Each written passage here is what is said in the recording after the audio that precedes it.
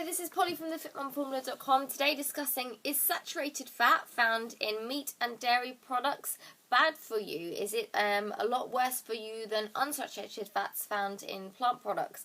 Okay, well today we've got some examples here. We've got some beef dripping, we've got some grated cheese because I have small children, and we've got some butter. Now these are all straight out of my fridge, so I think you're going to know what answer is coming. No, saturated fat is not really bad for you. That is old thinking. We've moved on since then. You know, to be honest, I don't really know where that originally came from. It's possibly because saturated fat is solid at room temperature. If you think about the fat that you can see on the outside of meat, it's actually like you can actually cut it off instead of, say, olive oil, which is a liquid. So maybe that's why people came to the conclusion, well, if that's solid, then that turns into solid fat that clogs up your arteries. Again, one of those things that kind of makes logical sense but doesn't work like that. The links between cardiovascular disease and strokes and consumptions of saturated fat have been, there's no evidence for that at all. There's a lot of recent studies been going into this a lot further, and there is no solid link between heart disease and consumption of saturated fat. In fact, saturated fat is one of those things that we do need in our diet, in particular things like hormone production.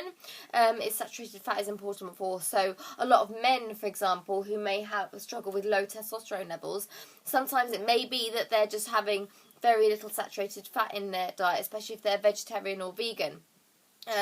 So no, that is the short answer is you do not need to cut out loads of saturated fat from your diet. You do not need to choose the leanest, low-fat everything. In fact, sometimes low-fat meats are the ones that are the really processed, kind of reformed type ones anyway, and they're not junk, they're just junk food. So go for the real stuff, the real food. And again, low-fat margarines, who knows what's in them? Just eat real butter. It's wholesome food. It's natural. It's just as nature intended. And the same with things like you've got your beef dripping and goose fat and all the other kind of stuff that's tasty for your roasties.